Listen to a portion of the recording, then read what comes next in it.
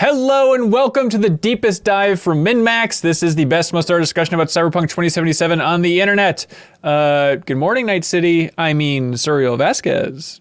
I'm jacked in. And good morning, Night City. I mean, Jeff Marchiafava.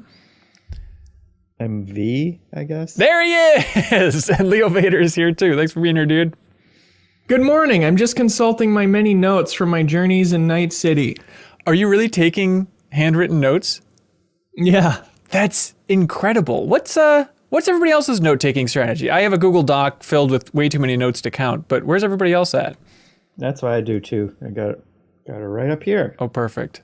I have a Google Keep thing that I use, which is basically the same thing. What is a Google Keep? Why would I use that over It's like that? a notes app because you can. It's like keep.google.com, and you just like it's a cloud thing that you're supposed to take notes on, so you can use it on your phone and your laptop as well. I'll have to check that out. How's that better than Google Docs, Suriel? It's easier to access on your phone, I think.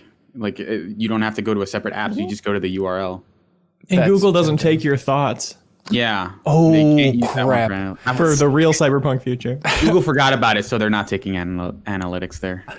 Well, I hope they're ready to absorb all these thoughts because we have a lot to unpack about this discussion, this section of Cyberpunk 2077. What this is, it is Act 2, comma, side quests only.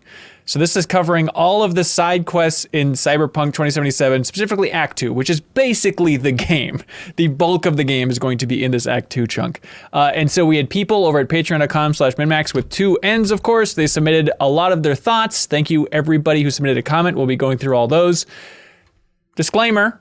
This is a big game. This is a big section of the game. There are a lot of side quests, a lot that some of us haven't gotten to yet. There are going to be things that we miss.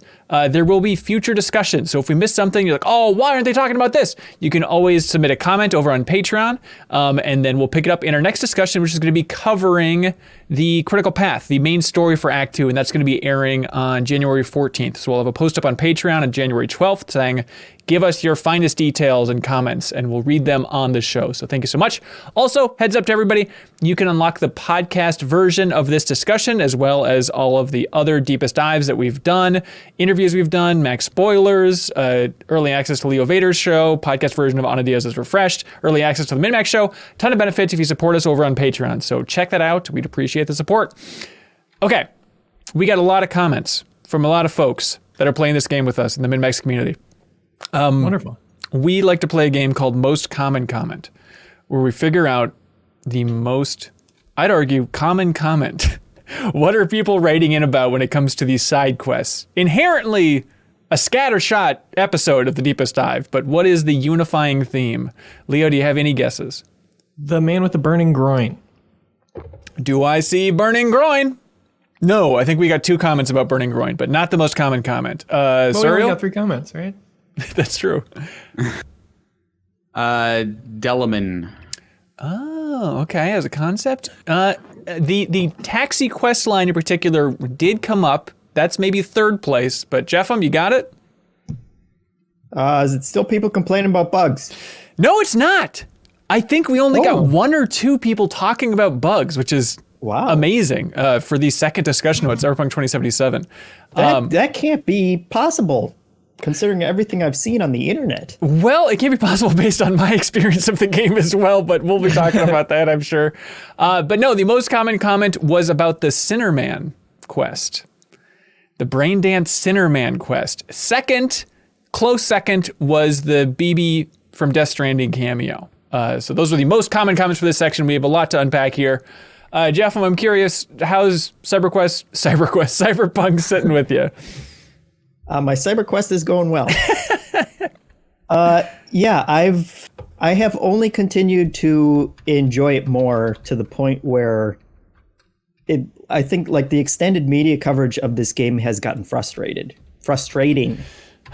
which is not to, like not acknowledge anyone's experience with the game, who, especially if you're trying to play it on one of the base consoles. But I feel like the media has gotten to a point where it's like, where there are literally stories like, if by some miracle you're actually enjoying this game, and it's like, you know what? I bet there are a lot of other people out there like me who are enjoying their time with it. It's dependent on which console or system they're playing on.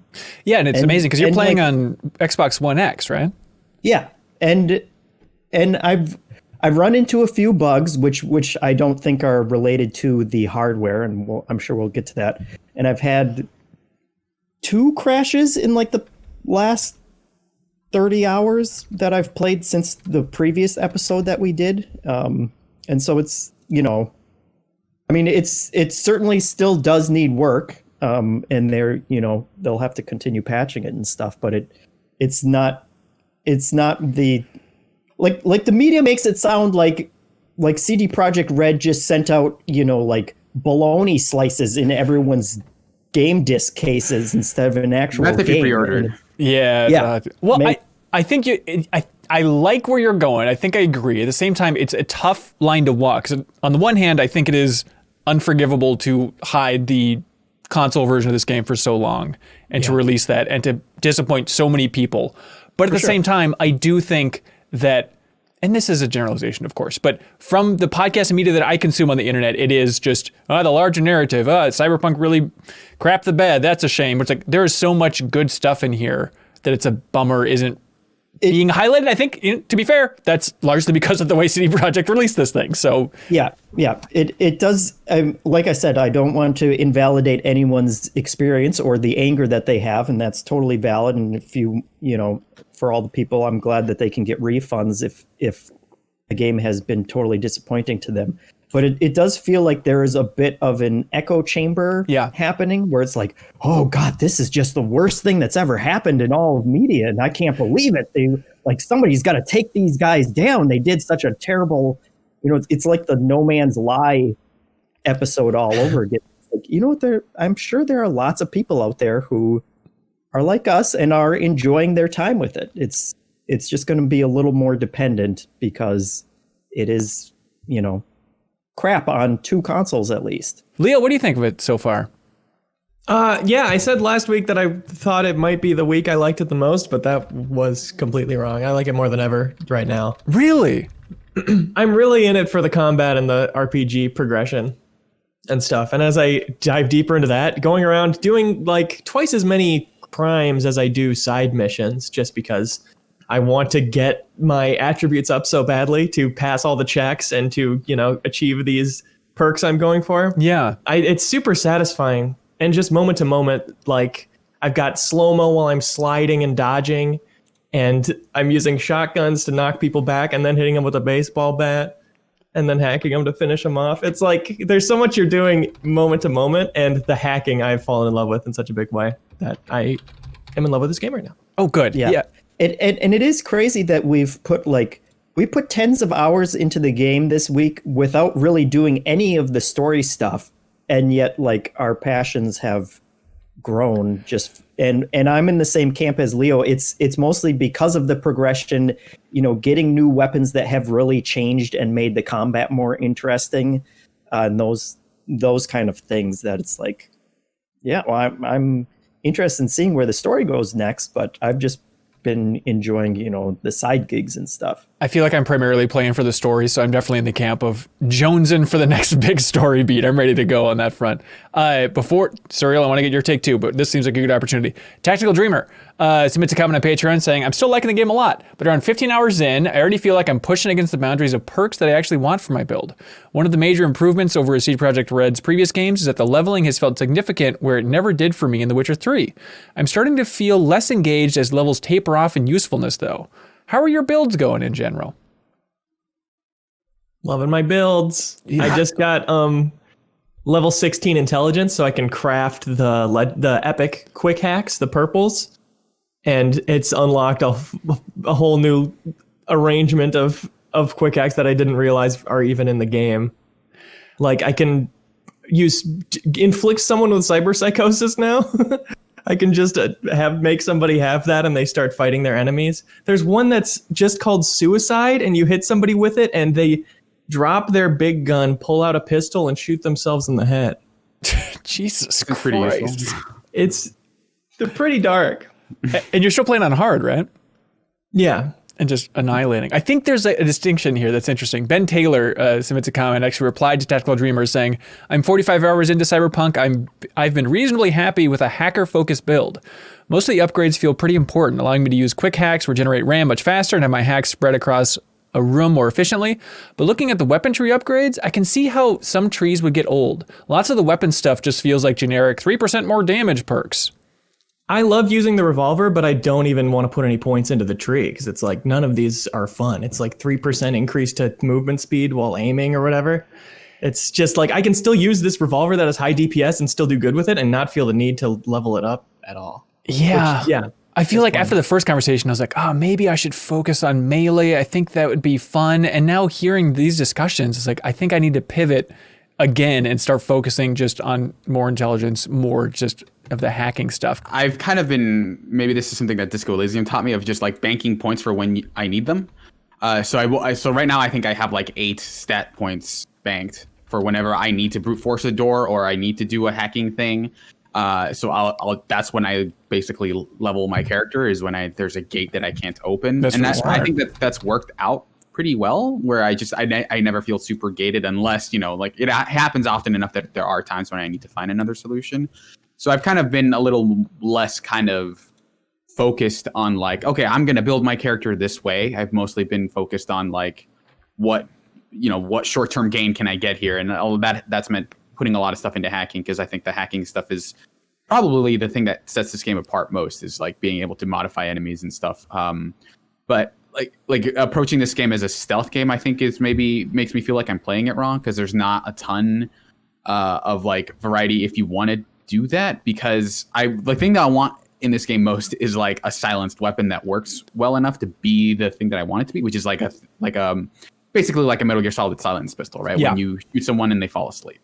I don't feel like I found that yet, but instead I have like the same, what I'm imagining is like the same thing as Leo, which is like a shotgun that knocks people down and is like a heavy shotgun in a way, where it just feels like the reload time is really long on it, but the second you land a hit with that thing, it just destroys people. And I've invested more into the hack stuff, where it's just like, yeah, here's contagion, here's like a short circuit that does like 1,000 damage a second. So it's like that stuff has made it more interesting, but I definitely feel like for a lot of the time that I played it, I feel like I was playing it wrong. Yeah. And what do you think about the game overall at this point, Serial? I'm a little mixed on it, because there are things that I really like about it. I think still driving around the world is my favorite part of this game, because I love the architecture. I like the way that it is like this futuristic city, but it feels a little bit more, not necessarily grounded, but a little bit more realistic about what a future city would look like, where it is like, here's a bunch of like, obviously this is lifted from, like Blade Runner, which lifts a lot of stuff from like Tokyo and stuff, but like here's all these neon signs, but there's also just like trash everywhere, and it's like for a while you'll just go out on the highway and you wouldn't be able to tell that it is 2070. So I definitely have used fast travel, but if it's like anywhere within the city, I usually just ride my motorcycle there, because I like the feeling of driving in that city, especially in first person. Yeah, I feel like if CD Projekt would have released this game at a stable level, it would be still the talk of the industry is, oh my God, this city is amazing. Like if this was just a simple walking simulator in this city, I feel like the press would be losing their frickin' minds. But like, this is the greatest environment ever created in games. I think it is so great. And I think the Delamain quest in particular is like a great way to tour all these areas, just for like, okay, you're just gonna go out, take care of these taxis, investigate what's going on, and basically just drive from one area to the other. So it's like the perfect way to start Act 2 of just, I felt like I hadn't seen a lot of the city yet from Act 1. And so to start Act 2 with beep, beep, mother effer, and the car gets wrecked and you gotta go out there and explore the world, I thought it was perfect. And I'm totally with it, right? I didn't want to fast travel. I just wanted to slowly cruise around and just soak in the sights a little bit. I have a Delamain story I can tell now or later. We need it now, dude. So Delamain, I have a low karma score in real life. So the first Delamain mission I got was the one with all the portal dialogue where it's going cake is a lie and whatnot. Yeah. And it was my first one I'd done. I wasn't sure what the objective was. So I just kind of started chucking grenades at the car that was talking to me. Yeah. And you know how much you get grenades in this game. I chucked 30 grenades at this damn car. And then eventually it got destroyed, and Delamain called me and said, you can't be trusted with these missions anymore. And I checked my mission log, and it's like, 8 Delamain missions, all failed immediately Oh my in the God. completed missions tab. And I could have loaded a save, but it felt canon to me. You goober. Yeah, it's weird because like I did that first mission where it was to destroy a car. And so it's like, okay, took that out. I just fired it up. That's great. So then the next taxi mission, I went out there, met the taxi, and then just, well, this is the part where I get out of the car and just unload into the hood. And it was like, oh no, that's actually not the solution for everyone, which is a nice thing that everyone is, it's kind of own little mini theme here.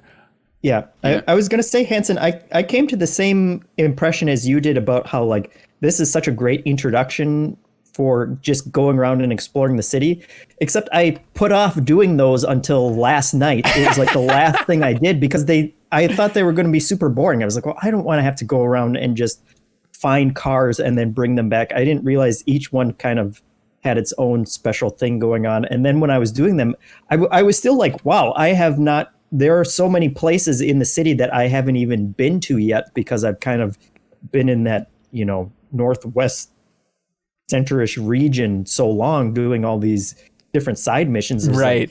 Like, these places are completely different and they look completely different and they were interesting. Most of those Delamain missions, I figured out that I would just go to the car and then I would jump up onto the hood of it. And then, because most of them, it's like the car will drive away and you're supposed to follow it in your car. Yeah. But it was much easier to just stand on the hood and then he would just drive to wherever he was going. I would just listen to the dialogue until they finally stopped. But That's perfect. Yeah, Aaron Vasquez. Oh, Vasquez. He says, I was really impressed. Do you know this Aaron fella? No relation that I know of. All right. He says, I was really impressed with the full Delamain quest line. I felt like I knew it was going to be annoying fetch quest, but as it turned out, it had more depth and nuance than most of the side quest missions I can remember.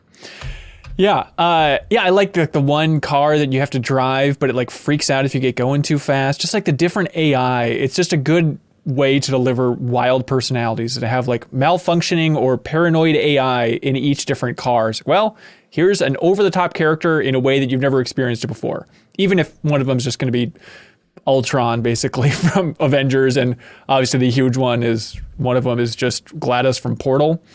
like straight up, that was ridiculous how much of like, it was like they must have gotten permission for this, right? Because otherwise this is like copyright infringement. I was bumped by it too, where I wrote it down because there's that line where it says, I'm going to kill you and all the cake is gone. I was like, okay, here we go, CD Projekt Red doing your poor imitation of Portal. And then Googled it. That is an exact quote from Portal 1. So I was like, all right. Yeah, and like multiple of the follow-up ones, it's like you're just using the same jokes now that... Yeah, the weird thing is the actress, Ellen McLain, she tweeted out, to all the fans who've been playing Cyberpunk 2077 and heard a familiar AI talking, that is indeed my voice in the game. So, I mean, they went all out there. They sure I did. wonder, did they need Valve's permission? I wonder for that. It's just like, we could just get a voice modulator and Ellen McLain. Did we, like, I'm sure there was an email thread exchange, but I wonder if they would need permission. Actually, the weird thing, it was all through Ellen McLain's account on Cameo. They just went piecemeal, just one clip at a time, and we were able to get the entire mission strung together. Wow. That's impressive. There was that one mission where the car was like teetering on the edge, and it's like, I'm going to kill myself, I am a car. And then you like talk some sense back into it, and it's like, okay, I'll go back to the main Delamain headquarters there. And then I walked away, and I heard this sound, and I turned around to see the car like actually tip and then fall off the edge. And so I was like, oh, is that what's supposed to happen in that mission? But then it turns out like the bumper of the car and the back of the car, they were still like in the spot. So I think it just like glitched out and just threw itself off the cliff, which is bizarre. What did it do to the mission? Did it fail the mission? Or No, it was after I had completed the mission. So yeah, it's very strange. Yeah, it doesn't matter at that point. Doesn't matter. That was another one where I was standing on the hood of the car and I was like, okay, maybe I'll jump off this one before before talking to it anymore. Did either of you end up doing like the kind of thing that happens after that, where you go into the factory and have to kind of make your way through it? You know who did? Joshua Duproy. I know. Yeah. Here comes the big dupe. He says, so far, my favorite side quest has to be the rogue Delamain taxi missions entitled Epistrophe. What first comes off as run-of-the-mill retrieve the vehicle missions quickly branches off into one of the more intriguing side missions the player can encounter early on in the game. I enjoyed how each retrieval mission was handled in a unique manner, from as simple as damaging one of the cabs enough that you're able to hack it and send it back home, to actually having to talk one of the cars out of driving off a cliff. Even better, later on, you break into Delamain HQ in the Losing My Mind follow-up mission to find out that the rogue AIs have taken over, and you have the choice to reset the core and restore Delamain to normal, destroy the core and free his offspring, or fuse his rogue children into his personality given your intelligence is high enough. Fusing your cores leads to new Delamain declaring his ambivalence for this world and his intention to leave, but not before leaving you with his firstborn as a reward, a talking Delamain cab to use at your disposal. The whole mission arc really does a splendid job of exploring the concepts of sentience and what defines existence. That's maybe a little disappointing to hear, because I did the thing where you free the AI and you destroy the core, and basically the exact same thing happens when one of them's like, okay, thanks for freeing us, here's a car. So you kind of end up in the same place either way. It's just through different contexts. But I think that quest where you're kind of like sneaking in through the facility and you have to figure out, like, there's all these droids that you kind of assume are all the different AI. That was definitely one of the better side missions. Yeah. Sped says the one-off side missions have been my favorite part of the game, specifically the ones where you have to retrieve something or someone from some sort of enemy base. I stealth around, hack the cameras to mark all the enemies and stay out of sight. I really love getting in and out without raising the alarms. There's one in particular where I only had to take out one of several enemies before hacking a camera, switching to another camera where I could see the objective, and then hacking that while on the camera to complete the objective and the mission. It's really satisfying. John Ford submits a comment on Patreon saying the side gigs in this game gave me flashbacks to a really unexpected place, Dishonored. The missions seem to all involve infiltrating a base filled with patrolling enemies, scouting around for other infiltration points, each optimized for different builds, yada, yada, yada, and some binary ethical question often tied to the end. Yeah, I guess it's in that immersive sim family at this point in a lot of ways. I think that makes sense, John.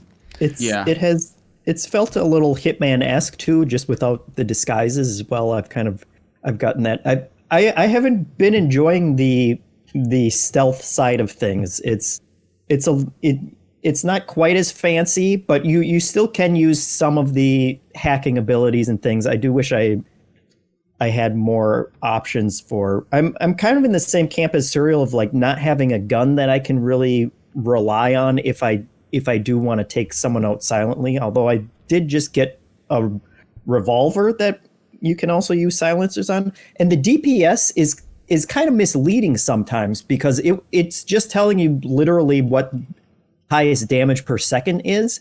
And so this revolver didn't look as good until I looked at the actual amount that a single attack was doing. And that is enough to take out like some enemies with one hit, based on, like the other different stat bonuses and stuff I have. But it kind of neuters the combat a little bit if you're trying to do it completely stealthy, but it's solid enough that I have been enjoying it as kind of a complement to straight out combat. Yeah, you do have to ignore that DPS number sometimes. Like using a mod on a shotgun to increase damage by 7 when it's like 600 DPS. It's like, what's the point of this? But you look and it's like, oh, I've increased it by 7 for every pellet, and it fires 20 pellets. And so that is increasing it by a lot of damage. Yeah, and sometimes like the like bonus chemical damage and stuff will be like way higher, and it's that doesn't always seem to be tied to what the DPS is. You kind of almost have to just pull out every gun and use it a little bit to figure out, if it's worth keeping. Yeah. It's also the only game I've ever seen be wrong about DPS being better or worse than the gun I'm holding. Like when it does the compare thing pop up, a couple times I've been like, that's not right. And then I check my menu and it's just bugged and shows it the arrow going the opposite way that it should, The arrow's just flickering between the two up super quick. I can't decide. Yeah, I feel like we're doing enough of a mix of like both combat and stealth that I feel like, okay, I want to be equipped for stuff. Like right now I have like a knife that does like 1400 DPS according to the game. That's what the game tells me. But they also have like a smart kind of submachine gun, and none of those weapons have like, they're not compatible with silencers, so I'm not doing any stealth stuff. But every once in a while, like if there aren't that many enemies, it seems pretty easy to like just turn off all the cameras, blind all the enemies, and then just like one by one kind of stealth them all. But yeah, like those one-off missions, I think I found to be really interesting early on. And then by the time I was done, I was definitely more than done with them, because it feels like if you've infiltrated one place and gotten out with like the body and no one saw you, like the spaces don't feel like as designed as like Dishonored stuff. So by the end of it, it was definitely like, I know what to do here. I'm not really going to see any new surprises. And like the story stuff feels like this weird kind of framework more than an actual story, where they're like, oh yeah, this guy is like this club owner and like I need revenge on him, check the deets. And then like you'll read the thing where it's like, he's a club owner, he does like he was wronged by like he wronged some other guy, so that guy hired you to basically like destroy his life. And then you get in and like you do the thing, and then they're like, oh great, now that guy's life is ruined, thanks.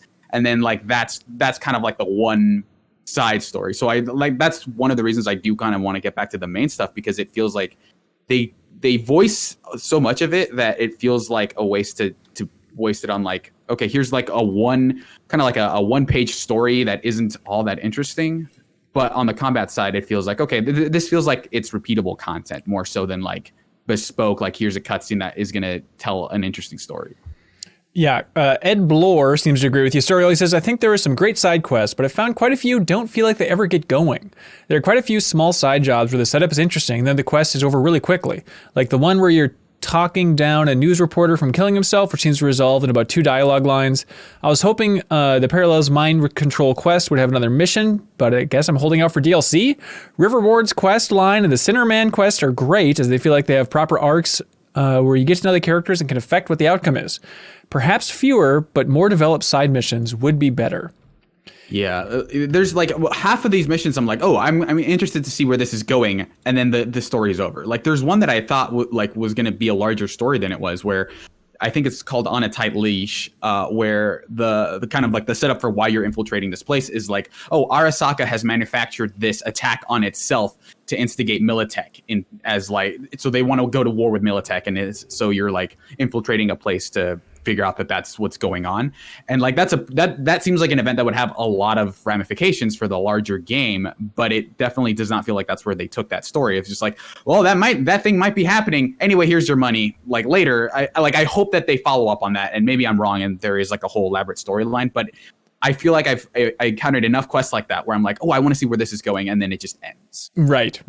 Yeah, the media one that the comment mentioned was an interesting one too, because there wasn't really anything to that one other than like you sneak through the media center that he's in, and there are a bunch of bombs that you can disarm, but otherwise there aren't any enemies, and you just get to him and you talk, and then he's like, okay, well, take me out. You're going to take him back to one of the fixers that you're in contact with. And so I was figuring like, okay, at this point we're going to get attacked or something, and there's going to be actual combat to this, but you just kind of walk out the back door and there's a car waiting for him and takes him off. And Regina, your fixer, like mentions him in later conversations. He's apparently there with her, but I don't know that there's any kind of payoff to that whatsoever. It does seem like a weird, almost kind of walking simulator story, as opposed to, any other kind of like combat oriented or gameplay oriented mission. But isn't it nice to have that change of pace compared to the average mission here? I guess, yeah. It's and that's I kind of teeter on this, because I can totally understand where Serial's coming from. Like a lot of these, it's definitely like B or C tier mission in terms of narrative, but on the other hand, it's like these would basically just be bandit camps in any other open world game. And so the fact that they are adding kind of voice dialogue to kind of set up a little bit more of a story is, I guess, a good thing, but it does kind of leave you like, well, I wish there was more to that story that you took the time to set up. And there's just not a lot of payoff. Yeah. So whenever there's like an interesting story bit, like there's one thing where one quest, I don't remember what the name of it is, but there's one where you have to evacuate a hacker out of like their hacker chair. And at some point the hacker starts talking to you like while they're in the chamber, like I think they start sending you messages, or like they somehow start contacting you about like, don't just rip me out of the thing because I'll die. You have to insert this coolant into me. And so you have to look around in the apartment to find the coolant, and you inject it in them. And then they're like, okay, great. Now you can take me out. And like, that is an interesting setup to think of, like communicating with someone who you're ostensibly rescuing. But yeah, that's basically the entirety of that. Like, that's the nugget of that story, is like, oh, it's cool that that hacker talked to you. And then you just kind of do the thing where it's like, okay, put the body on your shoulder and then just walk out of the area without being seen. So like, yeah, I get that like it is, you know, better than like, hey, Far Cry 3, you just like go around and just murder everybody and without being seen. And that's the story of that game. But it does, like, considering a lot of the context around the game, where it's like it's a really big game that kind of came in hot. It feels like I can see why that was the case, because they had so much, you know, work to put into all of these quests, that maybe like it would have been better if like they had kind of had fewer quests that were more involved. I think as we keep going, I think things might overlap in a way. There's a lot of positive comments about the quests, a couple negative ones as well, no doubt. John Skovic says, I've been so impressed with the side stories for the companions and the way they really dive deep and explore the flawed humanity of each character. The way the characters' insecurities and struggles are reflected in the gameplay, and the melding of story with the game's mechanics are masterfully done. I really came to love each character in the same way you love family, frustration and all. Anyway, I stopped playing Cyberpunk to play Spiritfarer, and it rules. Hope you're all having fun. Just have a side gig where we do a Deepest Dive on Spiritfarer. And it starts right now. Brian W. says, my favorite thing is when you meet a character for a side mission and you think you've helped them out and consider them checked off your list. And later on, they call you with more missions based on how terrible the consequences are from what you originally helped them with. It seems to be a common structure of the game, but I enjoy it every time. Yeah, that's something that works for me about the structure, is there's enough original content in the side missions of like, oh, here's this animation that's unique to this side mission or whatever. Like the one where you stop the bar fight that leads into the, you know, seeing if this guy's wife is cheating on him. Just like the guy falling asleep at the table after you save him. It's just like, oh, this is a weird little unique thing to see just blended into the open world. Yeah. And that's enough that makes me, when I see a side mission, I'm like, okay, I'm interested in what this could possibly be. And then when it turns out to be just combat, I like the combat enough that that's not a problem for me. Yeah, or just a quick taxi ride here, like Riley writes in about, saying, Burning Desire was the funniest side quest I've done so far. Although I'm glad I saved when I first met the guy, because there is an alternate universe now where he did not survive his little misadventure. Yeah, people seem to like Burning Desire, which, like, I think the Min-Max Discord folks were talking about how it was one of the best quests so far, like one of the funniest. So I was expecting it to be a little bit bigger, but it's really just a guy gets in your car and he's like, my groin. And then, speaking of unique content, though, there's the time where you're driving and then it's like hundreds of school kids are running across the street in front of you, and you like talk about it, and he tells you to just run them down. and that was like another moment of, oh, here's a unique thing they've blended into the open world. I'm like impressed by the way they can do this with missions that feel completely, you know, in the flow for me. No loading screen. Yeah, I did have that moment of like, is it just natural that I can't get around these people right now? Okay, this is actually constructed, which is, you know, hats off to the game for pulling it off. I must have gone a different way because I didn't see any school children, but there was like a police cordoned off area that we couldn't go. Right. There's also the first time I tried to do that mission though, I only had a motorcycle, and so I was like, okay, get on the motorcycle. He's like, I can't straddle that. What are you doing? Get a car. What the? Hey, what was going on there exactly? He had like an implant, or was he effing a robot, or what was going on? It was an implant malfunction, I understand. So it was like a genital enlarging implant? Or, you know, a performance increasing. I see. What was the DPS of it? His pee-pee hurt real bad. Yeah. Hey, Mitchell O'Brien submits a comment on Patreon saying, probably the only memorable side quest I've done in this game was a gig where I had to retrieve some medical supplies stolen by a cyber psycho. This is one that people wrote in last week about a couple times, who planned on assassinating a politician. He and I conversed for a bit until I convinced him that his plan would be used only to hurt him and his cause further. He relented and let me grab what I needed, but as I left, I heard a gunshot and I returned to find him dead. It really pains me that a lot of the side missions are really subpar, because the 3 or so minutes of this mission are probably the most evocative I've had in my 15 hours or so of playing. Yeah, hopefully it'll keep opening up that way. But yeah, a lot of people were moved by this medical supplies mission last week as well, so I'm glad that Mitch wrote in about it. Yeah, and you can read on his computer like a message from his therapist that's like, please come back to therapy. Yeah, because he's a former soldier and is clearly having PTSD. But the weird thing that I haven't seen anybody write in about it, and I could be completely wrong in this, but there's also an email on the computer about like the voodoo boys are like blackmailing him. And they said they installed like a head exploder if they don't get what they want. And so my read on that was that leaving the room, it wasn't him shooting himself, it was his head exploding, right? Well, I thought that was them messing with him. I thought that was just exploiting his trauma. Oh. But it could go either way. That's just the way I interpreted it. Yeah, well, that's an interesting take. Joe Kafchinsky submits a comment on Patreon saying, I saved Brick during the opening missions at All Fool's Eve. Then later was revisiting the Columbarium, which is spelled correctly, and a real world. Jesus Christ, my mouth. All right, Joe, I'm doing just justice now. There's a memorial plaque for Brick there. Way to waste the second chance I gave you, jerk. But what I really want to talk about was the reason I was at the Columbarium in the first place. One of V's neighbors is a cop named Barry who has locked himself in his apartment. At the request of a couple of his partners, I started talking to him and learned he was upset over police corruption, compounded by the death of his best friend Andrew. Before talking to his partners, I went to visit Andrew's memorial service and discovered Andrew was a tortoise, which surprised me with where it went from there. V didn't chastise or make fun of Barry for overreacting to his turtle's death. Instead, she questioned what kind of friends his partners were, that the only person he felt safe talking to was his pet. The quest ended with his partners finally genuinely reaching out to him. They seemed like it was such an opportunity for the edgelord nonsense everyone was expecting from this game, and maybe other dialogue choices would have led to that, but I got a touching, somber reflection on grief and powerlessness. Good job, Cyberpunk.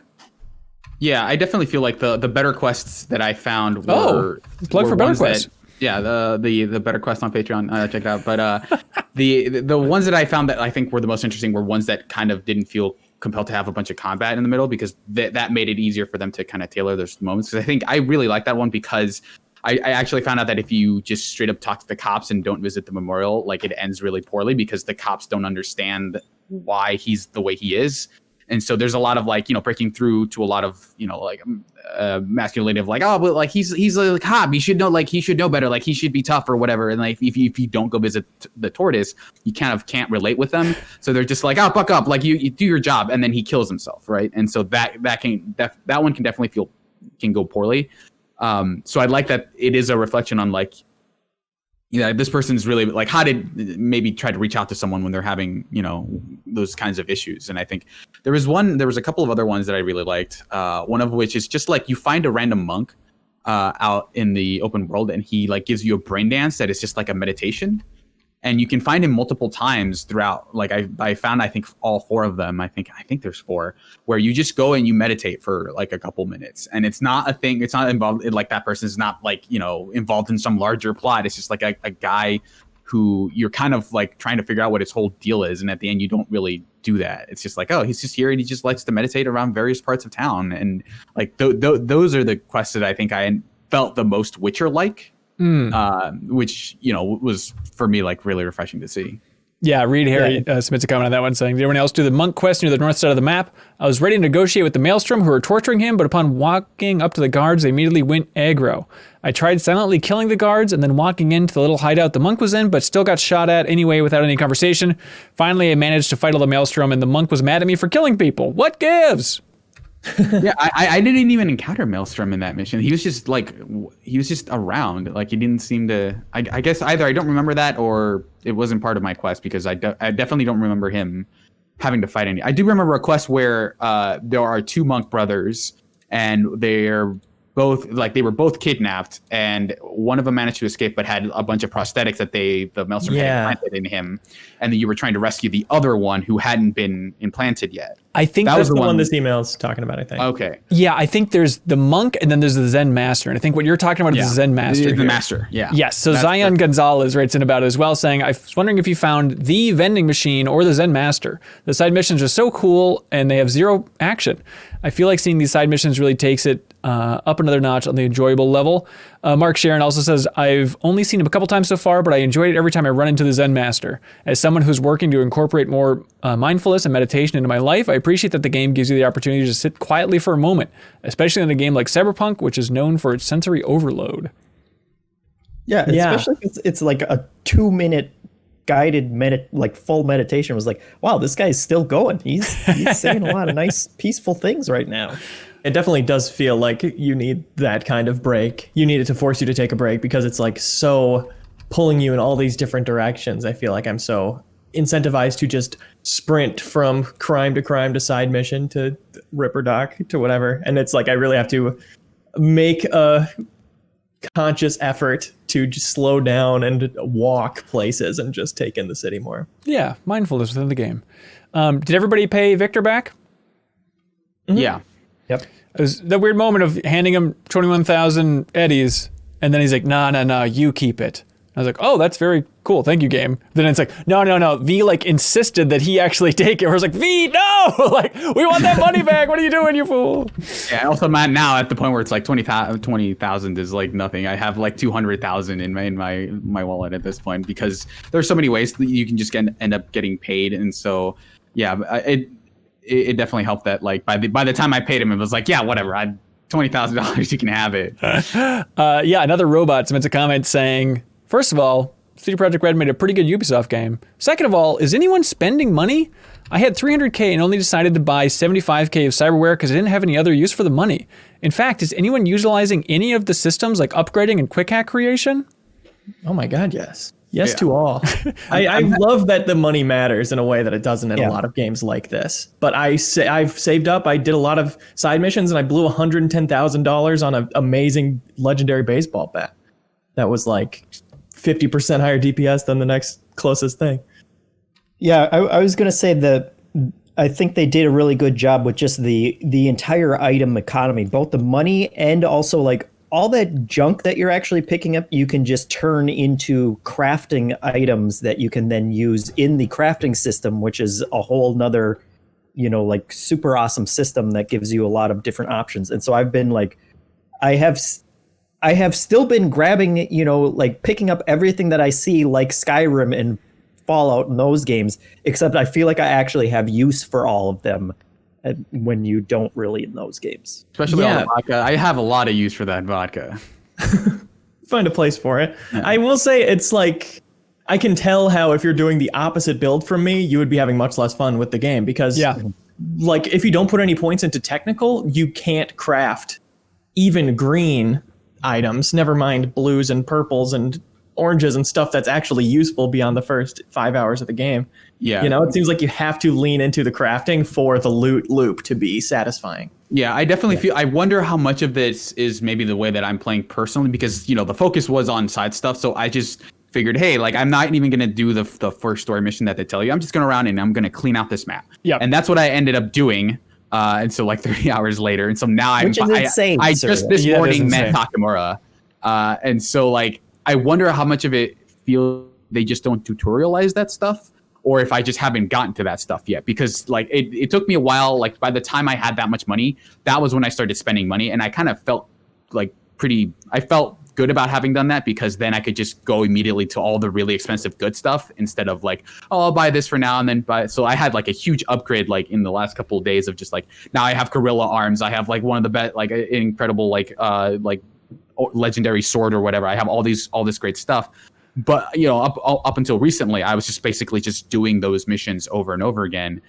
So I wonder if at some point in the actual main storyline, they tell you like, you should craft something. And then like, here's how you do all this stuff. Because right now it felt like, oh, I just had to figure it. Someone had to tell me, or like I had to look up a guide to figure out how this economy works. Mm-hmm.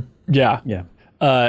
Jaren, by the way, replied to that comment about the money saying, you mean you aren't buying the dozens of cars being offered to you by each of the fixers? Yeah, has anybody bought a car?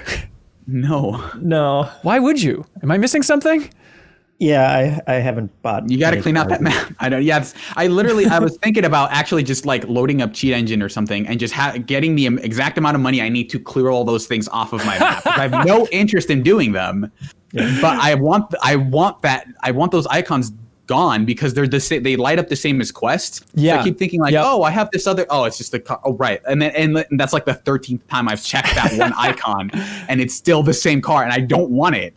I feel like they ironed out a lot of the kinks gameplay and presentation wise over the years, but that one is like, how did that get through to have those count as side missions? Yeah. Yeah. I was excited about like, oh my God. Game. Yeah. I was like, Otherwise, because it has to like pop, you've completed the mission at the end. Yeah, it's such a weird thing because like it is its own category in the journal where it's just like main gigs, side gigs, cars, like useless cars. It's so weird that that's the equivalent of like the treasure stuff is to give people money for cars that like as far as I know don't really like you don't need to buy one car over the other. Like I've had the car that Delamain gave me and Jackie's motorcycle, which we can talk about the quest that leads up to that in a bit. But like those, I've been fine. Like driving in a motorcycle in this game is really cool because you get to feel like you get to see more of the open world and it, driving a motorcycle is rad.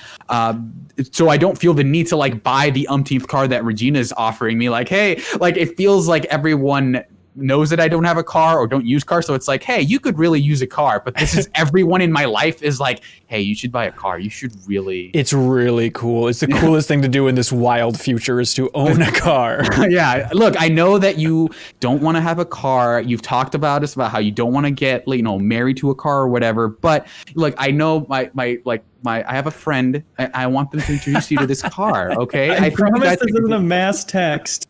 This is just for you. I use Jackie's motorcycle too. For a while I just didn't have a car and it was totally fine. Walking around and fast traveling was a fun way to like get used to the city. But then I got Jackie's motorcycle and it's like, why would I ever buy a car I'll never have as much sentimental attachment to? Right. So I'm just satisfied with Jackie's motorcycle for probably the rest of the game. James Knight's with y'all. He said, I got the message from Wakako about the Kira bike on the way to repay my debt to Vic. Best 22K I didn't give back. I rode around the city for half an hour, finding myself looping the highway. This game's a dream, especially when cruising the highway during a sunset, ocean by your side on the frickin' Akira bike. He loves it. The prettiness of this game really shows when you're driving, for sure. Yeah, it does. And I will kind of mirror that in when I was playing earlier in the game. I spent like the first $15,000 that I had on like a cyber deck improvement, which took me from like 7 RAM to 14 RAM. And then I had like 6 buffer slots instead of 3 buffer slots when I'm hacking stuff. And that felt like one of the just best like purchases and improvements that I've ever had in a video game, where it was like, oh my God, this like that was a huge chunk of money at that point in the game. And it has made such a quality of life improvement to this. I like that they at least managed to pull that off, unless you did all of the side missions first and amass this huge amount of money before. Yeah. And I also, considering how like I'm level, I think 30 now, and it was so weird because I did like, I did the mission after the one where you meet Takamura this morning. And it was such a wild thing because like I had spent so much time like, okay, I need to carefully like blind this guy and then like figure out how to use the camera to distract. And all these things have different cooldowns. And I guess those are level based. Because I did like a mission where it's just like, it unlocked a side mission that said like the threat level was very low. So I go to do that and all the hacks are basically instant, and it made me feel like a god, where I was just like, hack that guy. I'm not even like trying to hide at this point because everybody's blind. And so like it felt really good to like, after like, doing a lot of missions where the threat level is very high and it felt like really like, save reload kind of thing, that I was able to just cruise in there and just like obliterate an entire camp of people without like really touching them at all even. Yeah, that's what's so satisfying about upgrading that chip too, is getting more slots for quick hacks, which just if you've got all this RAM and all these quick hacks and you can just go like one after the other because they're all on cooldown, but you've got so many that you can just use a different one on everybody, like blind these two so they don't see that this guy's head is about to blow up. Yeah, and that does feel like I've earned this. Yeah, There's exactly. a lot of good stuff like that where, I've got the arm projectile launcher, the mod for my arm where I just shoot out different types of rounds. I have incendiary rounds right now. And every time I use that, it feels 10 times cooler than if it was just given to me. Because it's like, yeah, I saved up, I bought this mod, and I chose to use it. Yeah, and also like the breach hack changes depending on the level difference. So like if you're hacking someone, it'll usually be like, oh, here's like a 5x5 grade and you have to get 6, and like their code will be like 4 digits long. And this one, like when I hacked somebody when I did that mission, it was like, here's a 7x7 grid and their code is like 2. So it's like just, you hack whatever you want. You just press whatever you want find a way on this grid. Yeah. Sean Mills submits a comment on Patreon saying to her, during the heist mission, I chose to send Jackie's corpse to Victor Vector. I thought this was the right thing to do, to save his mother having to see his corpse, but after listening to the first episode of The Deepest Dive, I am regretting my decision. I got a call from his mother who seemed upset that she couldn't bury her son, and she left a package on the ground for me with his motorcycle key, which felt very anticlimactic. Is she less upset if you do send her Jackie's corpse, or is there a way to provide additional closure to poor Mama Wells? That sounds like they didn't even get the funeral then, which is the whole mission that you get if you send it to her. Yeah, and a great mission. That was one of probably the most involved side gig that I was, that I saw was Jackie's. I think it was Awake, because there's so many moments there that just speak to so many of the characters there that are around Jackie. It was like this in retrospect made Jackie more of a character than a lot of his characterization while you were playing with him did. Yeah, can we just describe that mission for people, I guess? Yeah, I've had it. Because it's so wonderful. You go to the bar and it's just all people there to celebrate Jackie, and you'll walk around and you'll hear people talking about him, just random NPCs. You talk to Mama Wells. Jackie has a garage down the alley, and you just go. Misty's there. You look over Jackie's things. You're trying to pick something to bring to honor him, and you're just talking about all these different things in different aspects of his life in the garage. And it's really wonderful. And you convince Misty to come to the wake or not, because she's like, oh, Mama Wells doesn't want me there. She has never approved of her. And I convinced her to come to the funeral. And then later on, I called Jackie's mom to check in, and her and Misty had patched things up in a minor way. She was like, we got dinner, like you said, and it wasn't super annoying. We exchanged numbers. Yeah, I think it was something like, oh, yeah, she's all right. I changed my mind about her. And so the fact that you have all this series of choices where Misty could have not gone to that wake, right?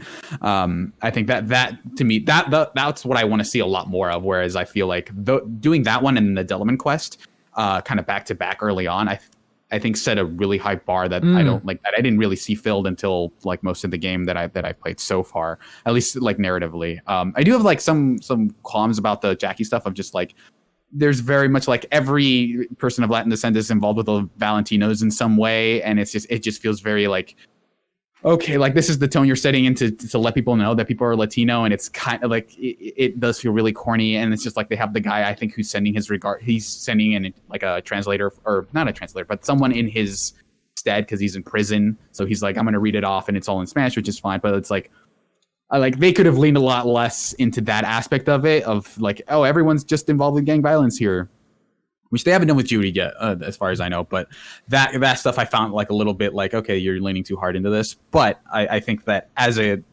tone piece for here's why Jackie mattered, not just to you, but to other characters you've been with. I think they did a pretty good job at delivering that kind of stuff. Yeah, Nick L. wrote in with a similar theme for the Tiger Claws, saying there were a few articles before the game came out talking about how the Tiger Claws seemed like a weird amalgamation of Japanese and Chinese stereotypes.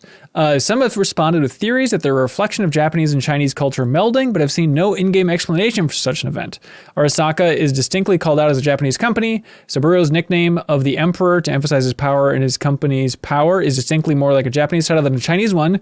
It's all offensive to me how poorly they've been mixing up Asian cultures, especially disappointing to the genre, considering William Gibson said modern Japan simply was cyberpunk. Yeah, I think even just the idea that, oh yeah, Chinese and Japanese cultures, at some point they'll just meld together. I think I would imagine that a lot of people would find that really offensive. But just to speak to my own biases, it does feel I looked up the wiki on the Valentinos, which is the Latin American gang. It's the core of that gang was just oh, we're just out here to steal everybody's women and then not do anything else or whatever. It's just laze around and not do anything, which felt really what? Why are you even incorporating this gang then? It just felt really weird to have them be such a big part of the game where it's just it is so over the top stereotypical that I just kind of roll my eyes at it whenever I see it, but I definitely do feel for people who I think even the Arasaka stuff is maybe a little bit worse, but yeah. But the Voodoo Boys, they nailed it, right? I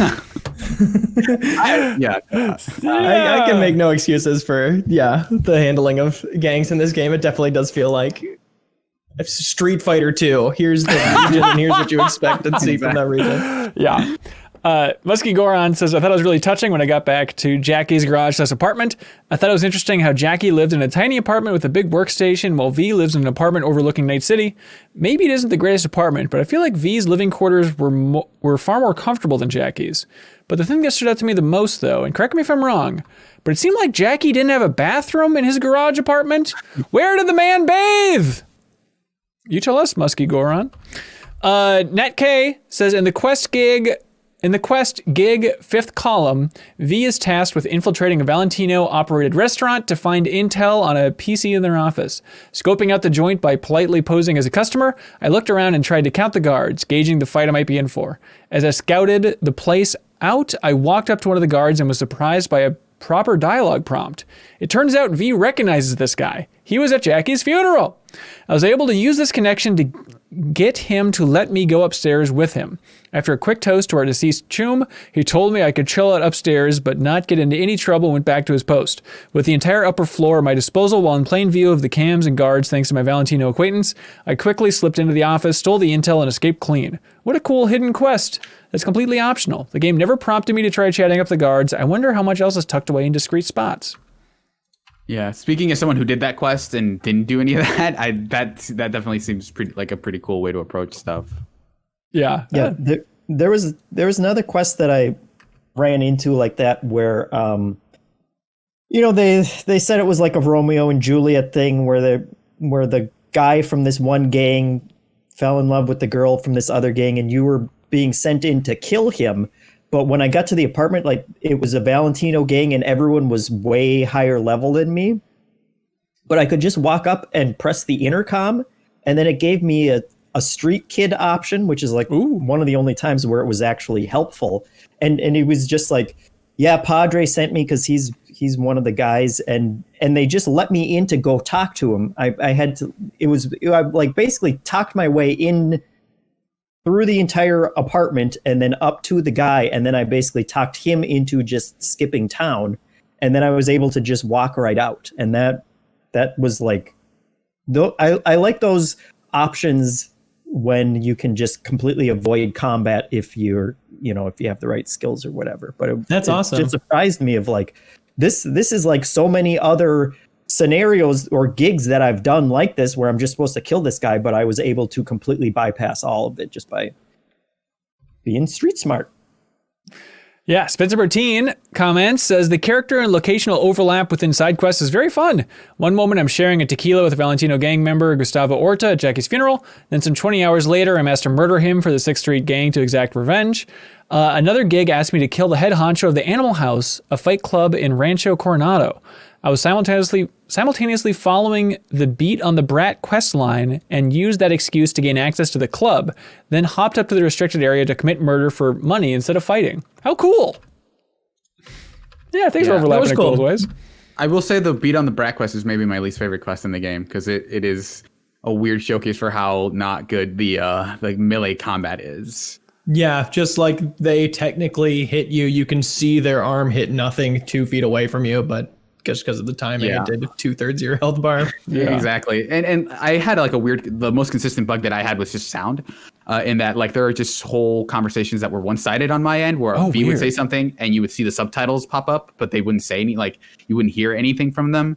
And that also applies to attack sounds. So every once in a while, you'll just see like, oh, I just lost, like Leo said, like a half my health to one punch. And it's just, they just happen to be near me when there's no, like matching sound to whatever they're doing. So it's just, those quests are really frustrating. And actually, like the last one that I did, I was able to circumvent because it's like in this warehouse and they put you in like this kind of like circular, very short arena, very small circular arena. And like the reason I was able to do the other ones was because I was dodging all the time. So you can't do that here.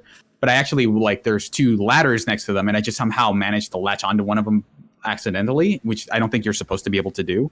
So I just got up there and the game said, oh, you're out of the arena, you can switch to your weapons now. So I just like went in and just killed her after that, and the quest counted as done. Like it didn't fail me, it didn't fail the quest. It just said, oh, I guess this person's dead, so I guess you've completed the quest, but I skipped all the dialogue. So it just like, it has the thing where it's like, beat on the brat, you complete 4 beat these 4 people and then wait for the guy to tell you. And now that's like 4 out of 4. But I was so glad I was able to do that because that fight is like impossible otherwise. It's so hard. I was doing the one where you fight the vet with the sniper. For the sniper, and I quick saved while he was leading me over to like, let's go fight over here, and lost the fight a couple times because you have to hit him 100 times and he has to hit you twice, and you can't heal during those fights until eventually it was like, hey, come over here, we'll fight over here, and I run 2 blocks down to the Ripper dock and have gorilla arms installed, and then come back and go, okay, hey, I'm ready to fight. Oh crap! VVK says in the Lizzie Wizzy, played by Grimes, by the way, quest line. And Grimes is a singer? Elon Musk's girlfriend. Ah, there we go. So Elon Musk is in the game then? I remember seeing headlines about that early on. I'd imagine if... I don't know. I think Grimes has a few songs in the game, and I think, she plays a character, but I haven't seen Mr. Musk yet.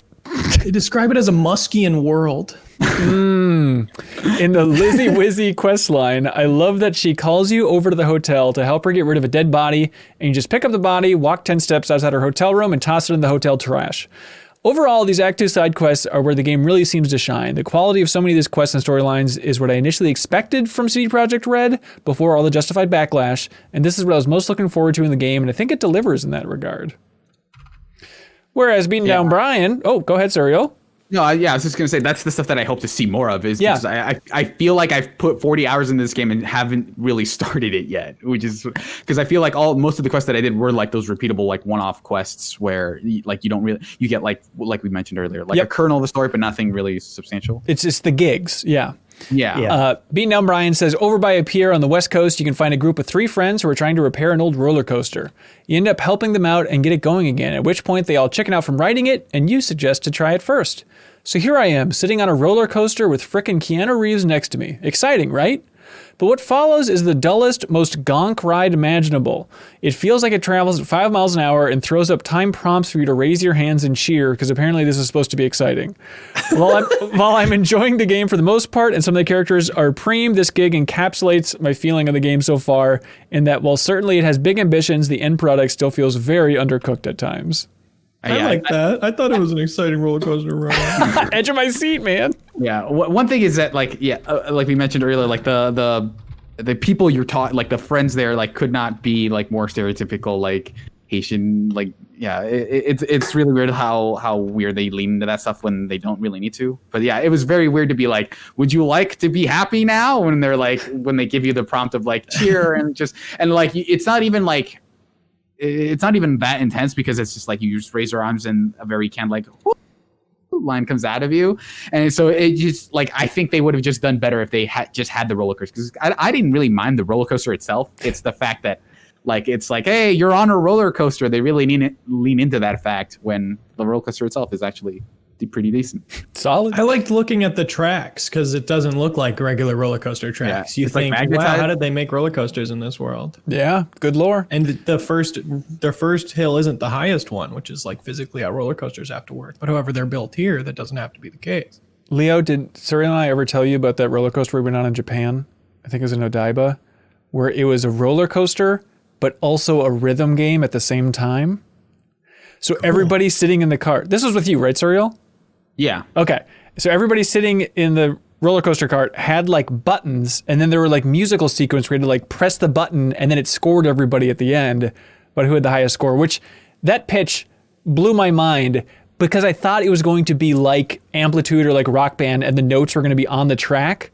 But it's a little bit more disappointing than that, where it was just a roller coaster and then it would stop every once in a while and there'd be a screen in front of you, and then you'd compete and play on the screen, and then the screen would go away and you continue on the roller coaster. But conceptually, still awesome. Yeah, which that is feasible versus like I think the idea that you had where everyone would be moving across the tracks trying to hit notes, which sounds impossible and dangerous. No, I think it's still doable. Like, couldn't they have just like a marker of like, okay, when the car goes over this spot on the track, there's your color marker on that spot, so you have to press the button in the car for there. I think okay. I still want to design for HoloLens for me. Yeah. Perfect application of that technology. There we go. Revive it. Is that like, how big is the HoloLens department of Microsoft right now? Is it just one person clearing out an office, or are there 3,000 people? What is happening over there? It's about min-max size, I think. Okay, perfect. They launched the Patreon for, hey, do you want to keep funding HoloLens development? You're going to have to do it yourself. Donnie says, that side quest where Johnny gets you to listen to the guitar player, what a great little off the beaten path thing that you can do that felt like just hanging out in a city and trying to find something cool your friend remembers. Sure, that friend is a dead terrorist, but it's 2020 and it's slim pickings for who I can hang out with. Yeah, that was a fun quest because like the guy, I think at some point you listen to a guitar player and they're like, oh, this guy doesn't know how to play guitar, but his heart's really into it and I can feel that. And then I think at some point you hit up a merch shop with a bunch of samurai stuff in there. And I think at some point you're trying to, you have Johnny with you, so the guys I think ends up trying to prove like, oh, are you actually a samurai fan or are you like some like lightweight? And you're like, okay, well, what happened in this? Like, what was the third gig they ever played? And you're like, Johnny, like, and then he's like, nah, screw you. And you're kind of like, and the guy's just kind of looking at you going like, do you always take this long to reply to simple questions? And he's like, and you're trying to convince Johnny to tell you the answer. And then he's like, fine. And that was another one of those like one-off, like really interesting quests where it's just like, here's just an interesting story that we're going to tell. We don't feel compelled to like throw in 40 guys and have, a whole stealth section there. Yeah. Johnny's definitely growing on me in this portion. I've complained about the Keanu Reevesiness of him in the first episode, but now it's the point where he pops up in a side mission and I'm always excited to see him. Yeah. It's a really interesting figure to have in a game like this. Just because like conceptually the character or the performance and details of this guy? I'm enjoying the performance more. I mean, it's more of a performance than I initially gave it credit for, and he has so many lines. It's like, damn, he was really in this game. Yeah. I like his his input on conversations. Yeah, I think it sometimes will vary because sometimes it'll just be a simple in that same gig about the what was it called? The one where you're kind of going into a politician or whatever, you're trying to like sabotage a politician. He's like, people think they're going to go into the ballot box, but they're not making any real change. And so it'll vary between like that and stuff like that, the merch gig where you feel like Johnny is a character that is actually like you're actually having a conversation, which is weird to think that like, Keanu Reeves actually feels like he put in a lot of effort into this role. It feels like the opposite of like Kiefer Sutherland in Metal Gear Solid 5. But it was also weird doing a bunch of stuff where he just happened to be like comments on whatever you're doing, because those quests definitely assumed you're farther in the game than I am in terms of the main storyline. Because then I do one quest with him and he appears and it's like, who are you? Like, I don't trust you yet, Keanu. And he's like, oh, you're gonna have to work with me if you want. Like, and this is like 40 hours of the game after I've like done so much with him already. Yeah. This game also has the problem every open world game has besides Fallout New Vegas, where you are told you're going to die, this person's going to take over your brain, and then you're just doing side stuff for fun to help people instead of dealing with it. Yeah, it's the Final Fantasy VII problem of the meteor hanging overhead while you're going on rides at the Gold Saucer. That's for the Final Fantasy VII fans out there. Steve Bellegarde submits a comment saying, I was incredibly impressed with how Keanu was actually present throughout the side content. I thought he'd be reserved for the main quest only, but I was amazed that he would appear even in the smallest gigs and deliver a line or two. He would often affect my decision making as well. That's true! Andrew R. Palermo says the first side mission I did was getting my car back. Right when I got in, Johnny appeared next to me and talked to me like we were buddies. It was jarring, because 30 seconds ago he tried to kill me in my apartment? Am I the only one who finds it? Oh. And then says, am I the only one who finds it uncomfortable as well to just walk away from people when I finished talking to them? I expect to push a button to end the conversation, and I just end up crouching over and over again. Yeah, especially when sometimes they'll be like, okay, I guess they'll see you later. Like sometimes they'll comment on the fact that you just walked away from the conversation, which is kind of weird because that's like the only way you can exit a conversation. Yeah. It was weirdest to me when I did that phone call with Jackie's mom, Mama Wells, and it was like, probably the last time I'm going to talk to that character, following up after the funeral, probably the last time I'll talk to that character in my playtime. Had a conversation, went through all the dialogue options. How are you holding up? Whatever. And then, okay, all that's left is to say goodbye. And then I say goodbye, and it's just me going, gotta go! And then Mama Wells says nothing, and the call's over. Single tear rolls down her cheek. Yeah. And it's like a little minor thing to complain about, but I think there are little things that this game could do better as an immersive sim. Like making stuff like that feel a little more real. Yeah. Steve Bamdad says, hey, if you go to Arasaka Plaza, you can hear a recording explaining the events of the Silverhand's bombing, and there's a glass floor where you can see the rubble remains of the old tower. I thought it was a cool piece of world building. I bet. That is cool. I wonder if Johnny reacts to it. I imagine he would, but that is interesting. Nice. Oh, yeah, rubble. Just those bits for like the entire time we're staring at it. Chris Gillar says, in the Quest Olive Branch, I thought it was hilarious. They made a Keanu nod by having Sergei use the word breathtaking and mention a hitman with a dog. I haven't done that one. Has everybody seen that? I do remember someone saying breathtaking. That might have been it, but my memory's kind of vague. There's an achievement called breathtaking also for getting all of Johnny's gear. It's like gun and stuff, I assume. I've only seen it in the achievements tab. Genuinely, Leo, because of that, arguably jerk heckler yelling at E3 and yelling, you're breathtaking at Keanu Reeves. How many more copies has Cyberpunk sold because that happened and the furor that was generated online? Did it have an impact? Yeah, 50,000? I think 50,000 is correct. I was thinking the exact same number. Yeah, it's got to put it on people's radars, just the meme. Because it's not just that meme, it's the big Keanu, little Keanu on stage. And you go, what was he on stage for?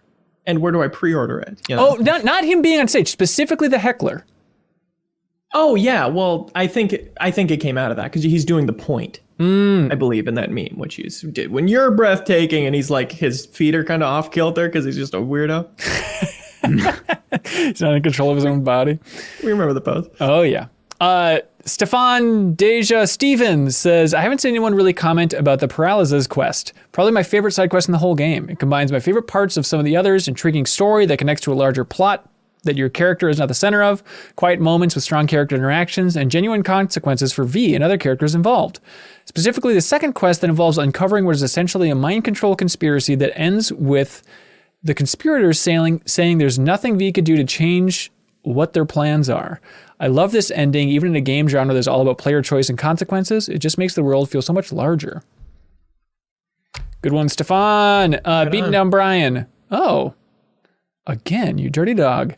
Says, at some point you can run into a character named Stefan who offers to sell you a brain dance. He gives you a whole speech about how this is some wild stuff and tells you that it's black market because it's too legit to be legit. He charges you 16,000 eddies for it, but once you buy it, he explains that it might not run on your rig. However, you can use his for another 4,000. At this point, you can ask for your money back or you can agree to pay the extra 4,000. After you pay him, he leads you to a shack behind where you sit on the couch and fire up the brain dance. Next thing you know, you wake up naked in the same chop shop where you rescued the girl from the bathtub in the beginning of the game. Johnny calls you a dumbass, and then you have to stealth your way through the building and take out gang members, some of which will comment that V was the person who shot up the place, and they also comment on how they can't believe your dumbass fell for the brain dance scam. It's possible to lose all your gear in this section if you choose to simply escape instead of taking them out. Wow. That's awesome. That's a weird choice knowing that now, because now I feel like I kind of want to see that happen. Right. But I don't want to be dumb, like I don't want to be also conned into that, but that sounds like an interesting thing to have happened. But now that I know, I don't know how I'm going to approach that. Yeah. Empiric Unicorn says the hunt mission with River Ward gave me good, creepy 90s thriller vibes. Trying to find kidnapped kids through a comatose killer's dreams, and it's personal on top of that. Mwah. Also, Victor Fam says, I found River Ward's storyline to be one of the best written stories in the game. When I first met him, he seemed like a generic tough guy cop, but in the end, I found him to be a cool and endearing character. And did anyone else see the Death Stranding Easter egg during the scene where you and River break into the police station? Scanning the BB even gives you a quick rundown of its functions. Scanning for BTs. So scan the BB to learn about scanning for BTs. So interesting. So there are BTs in this world. I don't know. I guess. Or Death Stranding exists in this world. I mean, because they had that tie-in, which that was funny to see, like Kojima building up hype. We're like, hey, we have a surprise tie-in for our game. It's Cyberpunk. And I feel like if this game hit harder, that would have been a huge, exciting thing. But now everyone's just like, oh, great, you've polluted Death Stranding now with ill will towards Cyberpunk. Congratulations. Justin Ray says, I am surprised that I've not heard more discussion about the side quest Sinner Man.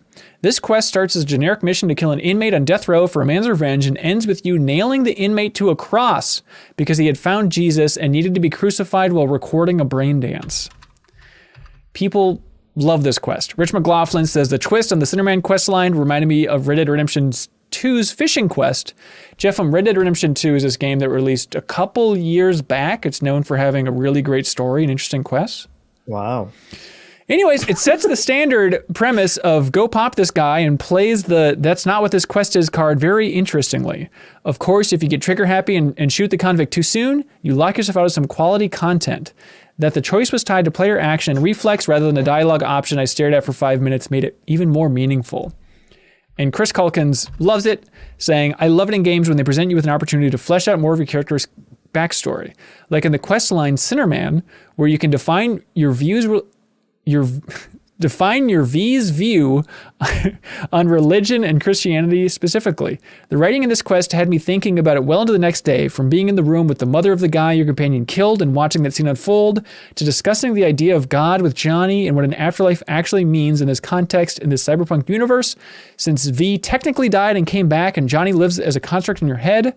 Also shoutouts to Dream On and Following the River.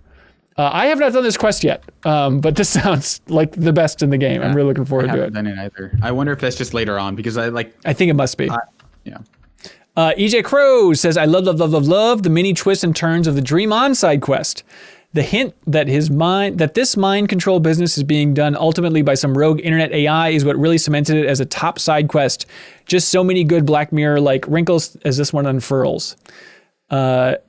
But if Panam was reading this, it was her side quest. Okay, good. Tim Laro says, I appreciate that CD Projekt Red kept the racing quest limited and cinematic. Mini games add 30 races to pad out the content. While it's not very challenging, it's still a lot of fun to drive over your competition in Beast. Has anybody done the racing yet? It's an open world game, so no, I will never do that. Oh, okay, interesting. Yeah, especially I don't hate the driving in the game, but especially on keyboard and mouse, it feels like all or nothing. Like there's not a lot of good ways to finesse driving. You're either going at max speed or you're not. So the idea of a racing minigame, hopefully, I like that it would be cinematic and it would be a set piece versus get to this area in 30 seconds or you'll have to do it again. That definitely sounds like the better option. Yeah. Yeah. The driving reminds me kind of like GTA 4, where it's we're going for more realistic than we're going for fun, Slippery. Sliding. Yeah. It's not racing controls. It's kind of, I guess it's driving controls. Yeah, I'm trying to get the handle on the e-brake. I want to be able to whip around a corner every time. It's a little too far. Can't quite smooth it out. Beefcake says there's a quest line where you can collect tarot card graffiti art. The art is rad, and I want them as my phone's wallpapers. You could probably figure that out. I did a little bit of that, and the weird thing that kind of came up for me was in The Witcher 1, there was this really dumb thing where anytime you had sex with anyone in that game, you collected their card. And so there was this side quest of just have sex with everyone you can to collect their cards. And that was the first that for some whatever reason was the first thing that came to mind when I saw those. Had to cut the sex part first go. Connor Carlson says the Pan Am side quests are the most fun I've had fun. Jesus, mouth. Most fun I've had in a year with some good video games. Being outside the city for the first time was a nice breath of fresh air for my game, and it ran better too. I tried not to fast travel, so visiting her quest in the Badlands really made the world feel even bigger. Having a blast. Yeah, it took me a long time to figure out find the Badlands really, and go out and see how much there was outside of the city. And it definitely makes the city feel bigger. And it's so cool, looking in on that skyline and the completely different feel of it out there. Yeah. It feels like a different open world from a different game. Right. And you wouldn't be able to go in the city. It's oh no, that's just, there's an invisible wall before you get to that. Right. I thought Dylan Tully submits a comment saying, I thought Pan Am and their missions were poorly designed and explained. I never felt like I knew what they were going or doing or why. It was the third mission with them when I was getting annoyed and bored of them and saw the option to not participate in the next mission. I chose that option and walked away. They moved 20 meters away and stopped. I walked over, the mission updated. It wanted me to continue the mission even though I said I didn't want to do anything with them. Unnecessary conversation points or player choices that don't matter. That is the eternal question. That does sound frustrating. Danielle Van Pelt loved the final side quest with Judy.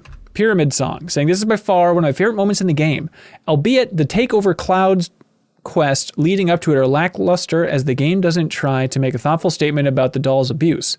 Anyway, scuba diving with my girl Judy through Atlantis, what she calls where she grew up, was just wonderful. At what point they're going through a gas station and V says, couldn't name a more worthless thing down here. And Judy responds with, a bottled water stand? I laughed out loud. I just love her. P.S. Yes, we banged and I am forever changed. Congratulations, Danielle. Congratulations. Way to Wow. go. Get the card. That's great because I can know she's off the market in my playthrough. Lewis Kane also loved that, saying the whole mission with Judy underwater was so cool. The shared memories, feelings that combined with the fact that the area was completely inhabitable only 15 years prior where she grew up is such an interesting setup for a nice narrative mission. Disappointed it ended up so abruptly, and I'm glad that Judy is my V's waifu. Also, Lewis Kane asks, is there some seriously weird translation going on with this game? I really noticed it during my blast through the side quest. This is tough to explain. The blank that, or blank that one, tried to flatline me, Johnny did.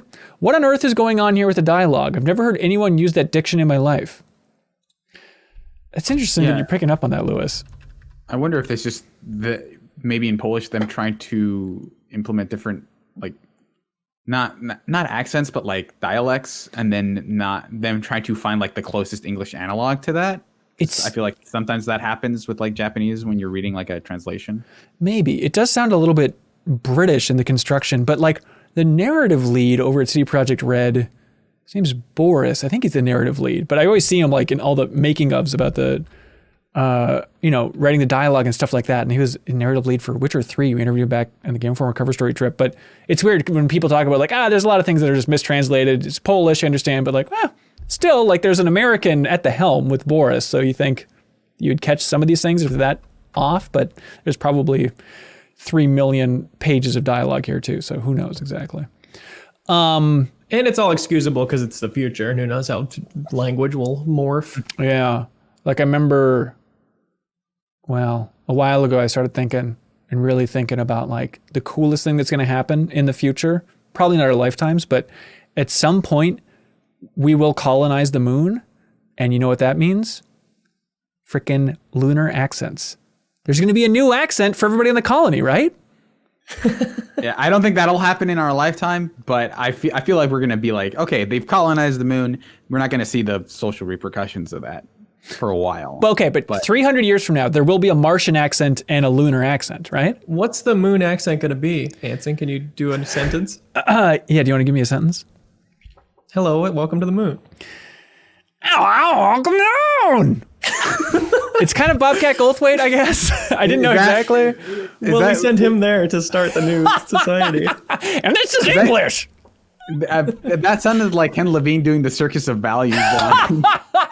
Yeah, that's why he hasn't finished his frickin' narrative Legos game, is he's inhabiting the moon. I've been really obsessed with developing an accent from the moon. And 2K is funding it. Yeah. Claudie says, how's everyone feeling about Cyber Psychos? I'm hoping for a cool payoff for completing all of them for Regina, who seems to be collecting them in what I can only assume is an evil lair within Night City, but I haven't finished all 19 yet. I would love to hear any specific ones that you all found interesting. Thank you. One of those is my favorite mission so far in the game. Really? It's they're undiscovered, so you don't know what it's going to be. You never know if it's going to be a Cyber Psycho or whatever when you go to it. And this one was just go into Jinguji, the upscale clothing store in downtown. And you go and you talk to the guy and you know him a little bit. And he's like, hey, come on, let's get you something. And you just like, okay, I don't really know why I'm here, but I'll shop. And I pick up a new little piece of clothing and I exit. And then this Cyber Psycho bursts in the front, takes out the security guards, and I have to fight him. And then right as I finish fighting him, Max Tech comes in. Is that what they're called? The like Militech? Super high scale private security firm? Max Tech. And they come in and they kill him after I knock him out. And the lead person there just like starts interviewing us about what happened. It's like, go sit down. And we both sit down on the chair and we do this little dialogue where we're describing what happened. And we eventually are set free. The main lady is wild. She's like asking me if I love taking lives as much as she does. And it's a really weird glimpse into like the kind of people that work for MaxTech. That's awesome. And then we head outside and there's like 6 civilian corpses on the ground and police caution tape and the MaxTech helicopter in the road. And it's like this massive crime scene because the Cyber Psycho went on a spree like right outside and came in. And it's like the perfect, exciting little thing to happen in the middle of a giant open world, right? There's a couple missions like that where it's just like, oh, suddenly this exciting thing is happening that is kind of changing my environment in a way I didn't really think. I don't expect out of a game like this. Yeah. Oh, that's awesome. I love that mission. I was frustrated by one of these Cyber Psychos. Is like Lieutenant Mauer. And it was interesting. It's very Metal Gear Solid 3 where she's like, pain, I want more pain, as you're like shooting her. I guess also Metal Gear Solid 1. Basically, there's a lot of pain in Metal Gear. But it was frustrating because she died like clipping through the stairs.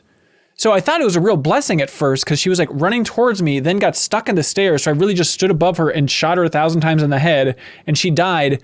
But then there was an item that she had on her that I needed to complete the mission and I couldn't get it because it was like lodged in the stairs. So it's like, all right, well, just let it go forever then. There's a perk for, I think in the technical tree that increases your chances of looting good upgrade components from drones or whatever. And I haven't taken it because 8 out of 10 drones I just can't loot. Like I can see the loot icon, but I can't pick up what they have. So it's like, what's the point of increasing what they give me when I'm so often bugged out and I can't grab it? Oh, yeah. That's frustrating. The Cyber Psychos are probably the most involved fights, but they're also like the biggest showcase for the AI not always working. Like half the time when I blind them, they just stop doing anything. So like half of those fights are like a cakewalk because it'll just be because like anytime you like blind somebody with like the reboot optics thing, they just act like nothing is happening. Like they'll do like their recoil thing, like, oh, I'm blind, and then just like stand up and just kind of sit there and do whatever they were doing before. Yeah. So when that happens with the Cyber Psychos, it's just kind of funny that like the fights of like, oh, I'm moving really fast, and then I just kind of decided to sit down for a little bit and then died. Or no, I have the mod that makes them all my weapons non-lethal, so it'll be like, yeah, I just put them to sleep by like lighting them up with like 100 rounds that have them on fire and leaking acid and electric damage, but they're sleeping. It's fine, honey. It is so weird how when you reboot someone's optics on a patrol, just patrolling an outpost, they'll just keep walking. They'll just walk from place to place as if their eyes worked. I don't know if they don't just sit and wait before they continue their patrol. Yeah. I get the idea. I remember things. Yeah, this is what I've been doing all day. I'll just keep doing it. Nick L. submits a comment saying there's a side gig that Regina gives you with the following details. Aaron's been digging into Maelstrom for a while now, says he found the warehouse where they torture people. But you know how it is for badges. Law slows them down with the mountains of paperwork. So if they want to get something done, they have to get creative. Why are we constantly helping the cops? That to me is the antithesis of the punk part in Cyberpunk. Yeah, it's weird. Yeah. It is weird that like most of the time it's just like, yeah, we're working with the police or whatever. But there was one quest where you just find this guy getting beat up by the police. And like when you go to a person like, hey, what's going on here? They all just like turn on you immediately and they start like attacking you. And if there's any cops in the area, you immediately go into like a level 3 kind of like alert. And so all the police swarm you. So the first time I just got like obliterated by a bunch of them. And the second time it's just like, I know what's going on there. I'm going to open fire on them first. And so like I fired them and then immediately was like, hey, you're breaking the law or whatever. So I had to like gun down a whole bunch of police officers. And the guy was just like, I don't really want to tell you what happened, even though you saved my life. I'm not going to tell you why all the cops are like trying to kill me. So, and like it gave me like a dialogue prompt for like, oh, if you're, I don't know if it was cool or reflexes or something where I had to have 12 of it. And so like I reloaded to save, put a bunch of points into that and talk to him. And he's like, I kind of still don't necessarily want to tell you the whole thing. And then that was the whole quest, which I found to be one of the weirder, like it felt like a cool thing of just like, oh, you just randomly walk across somebody being attacked by the police. But then that quest just didn't really go anywhere. Odd. I would love to see a version of this game where the gangs were more nuanced and you were like building faction rep or picking one to do missions for or something besides just default for the cops. But it seems like that's just because if you're wanted by the cops, you're dead. They're just like the strongest force in the game, it seems like. Yeah, I wonder if they would be saving that for the multiplayer version, is like you're choosing which gang you're going to be allied with. That would be maybe awesome. but there have been, that's one of my biggest criticisms too. There have been multiple, missions where I have allied with someone within the game. Like the first one that we went through where you're going to buy that spider bot with Maelstrom. It was like, I allied with Dum Dum, I released Brick, and it seemed like we were on very good terms. But then as soon as you run into more Maelstrom people, they attack you on sight. I wish some of those choices that they give you to make actually were reflected with the larger game that's out in the world. Yeah. Yeah, it doesn't seem like I've made like a huge story-based choice yet. But I feel like the biggest choice I've made so far is like, where do I deliver Jackie's body versus something like, you know, like you can choose to help one of these two people, and depending on what happens towards the end, like what you do there will affect other parts of the game. It doesn't feel like the quests are as interconnected as as I would like them to be at all. Yeah, but we still have the entire basically critical path of Act 2 to go. So that is a good point. Yeah. Also, but those assault, you know, like the random assaults that you can come on, not the one Serial was talking about was different because it was like an actual side gig, but all the different assault ones, would it kill them to just like have the person say thank you after you save them from, you know, like the gang members that were beating them up? There's like no acknowledgement whatsoever. They just kind of continue sitting there with their hands above their head. It's like, yeah, it's probably because you have your gun out and you're scaring them. Or like, whew, you really saved my butt there. That reminds me, last time I said I wished there was more ways to interact with people, like the Pacify and Watchdogs, where you can calm people down. There is a quick hack called Memory Wipe. And you can't use any quick hacks on civilians, but it is fun to have somebody start to spot you and you're like, no, I'm not engaging with that. And you just wipe their memory, and it takes them a second to get back to how they were, and you can easily get away in that time. And it's such a fun undo button. Yeah. Oh, that's fun. Nice. Jaron has a favorite quest, saying the one that stood out to me the most was the Dirty Biz gig.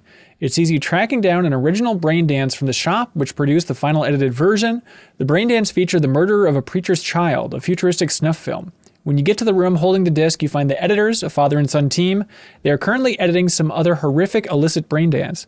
After jolting the father and son out of their editing session, they tell you where to find the brain dance disc. You can take it and leave, or you can choose to kill him.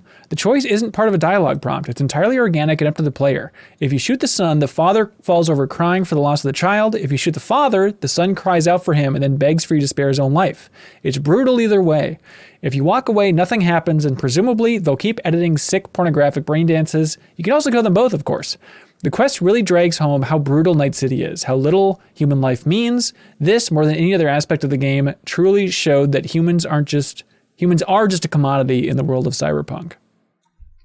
Yeah, glad to see it out. I definitely did that quest, and it was this weird thing of like, I was already kind of like sold on the idea that like Night City is not a great place, because they talk about like, even in, I think it was as you're loading up in the second act, they talk about how like Night City has like one of the worst crime rates in the world or whatever, or like there's like some 30% crime statistic or something. So like that quest definitely feels like this is what the game wants to communicate, is that this world sucks.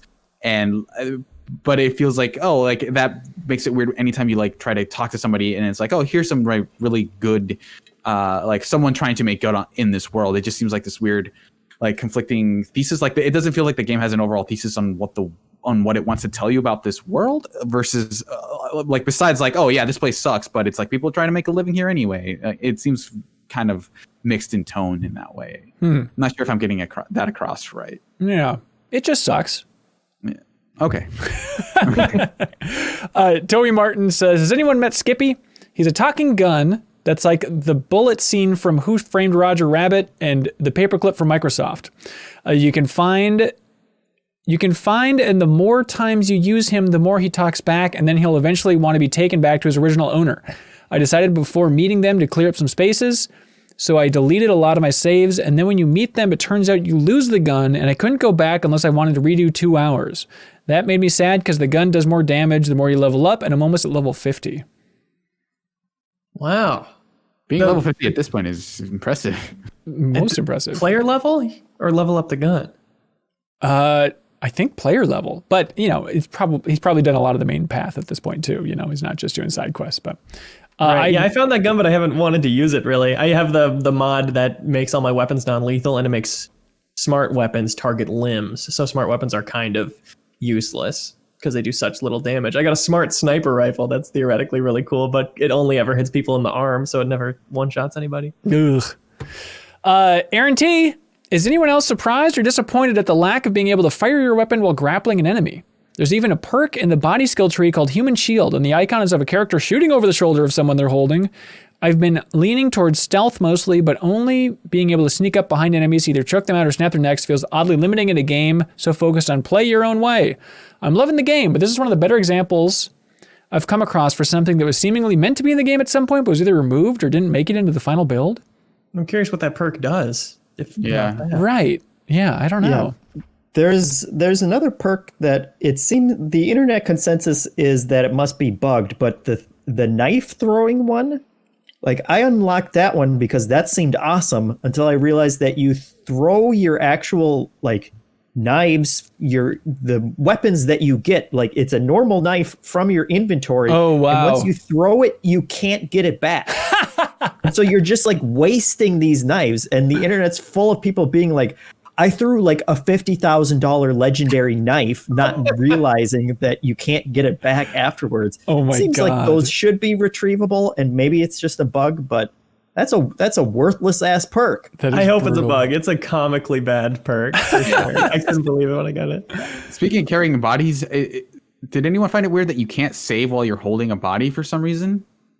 Like it'll just say like you can't do that. Not like if you try to quick save, it'll just be like, nope, you can't do that for some reason. That feels like that seems like something the game couldn't handle. I quick saved once when somebody was climbing on a ladder, and then I loaded the save, and they were just standing in the middle of the ladder halfway up. You did this to me. Yeah, and sometimes sometimes it feels like when you try to reset something, which I did a lot because I'm playing stealth, but like sometimes you'll be like, okay, that guy saw me, so I'm gonna reset, and then like when you load the checkpoint up, they'll be like right next to you, so they'll see you again immediately, and you just have to figure out, okay, how far back can I load up to not be anywhere near where someone is just going to spawn right next to me? Like, it seems like I don't know if this is intentional, like, oh, we don't want you to like, save reload all the time, but it does seem like sometimes you'll load a checkpoint and people will be literally in different places. Oh, by the way, Aaron is in the chat watching us live at the Backstage Pass tier, which you can do if you support us at the $10 tier on Patreon.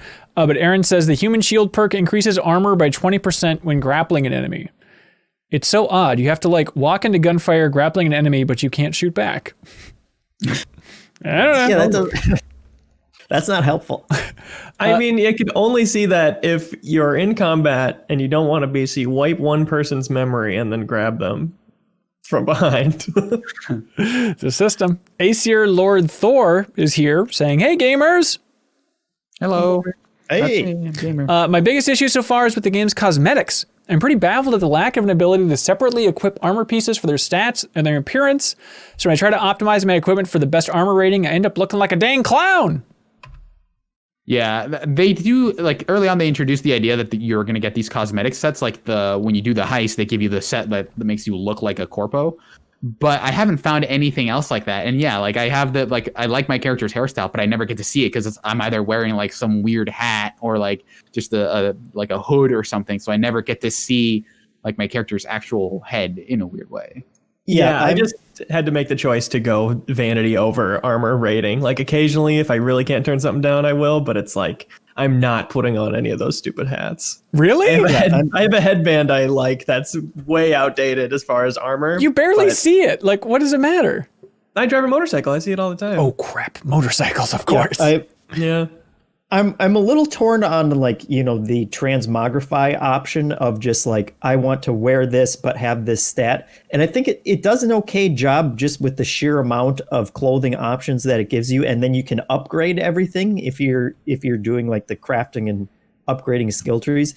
But the option to not make hats invisible is just dumb, because I also will not wear any kind of stupid faceplate or hat because I like the way that my character looks. And I don't want to have, like a fake Japanese mask on every time I'm talking to someone, even if I can't see it. But yeah, I know it's there. Damn it. It's there.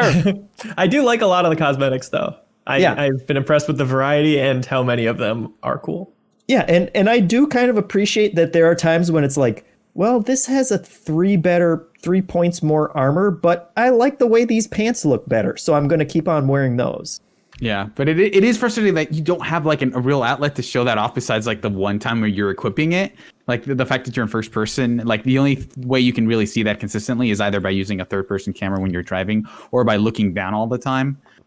Which I'll sometimes do because sometimes I can't hear my character walk, and then I'll look and I'll realize that I'm T-posing. Really? I look down and I'm just like floating across the ground. It's really weird because you can just hear it because you'll be like clack, clack, clack, clack. And then you'll look down and you're just like floating across the ground. Just David Blaining around. Yeah, exactly. Matt, I mean, you do see your character in the inventory screen all the time too. Yeah. But that's like the only time I don't want to I see a see it, mask when I'm doing that. Yeah. Yeah, that's true. Matt McGregor says, has anyone else found the sound of V's footsteps to be off? I haven't played many first-person RPGs, so maybe this is common, but the rhythm and clacking of V's footsteps never seem to match the movement when I'm running or walking. The loud clacking of their shoes and sounds like a stumbling drunk person. It really makes me feel uncool. And when you're barefoot, it makes the shoes clacking sounds. Ooh, that's rough. Wait, are you also barefoot? Is that you just don't like shoes either? You don't like hats or shoes? My character would not wear shoes while driving a motorcycle. I know who I'm RPing. Speaking of looking down, I'm a Biggie Boy says, so Pan Am and I got real friendly in the Basilisk, and when we got back to town, she hopped out with her clothes on, so I thought all mine would be on too. Nope.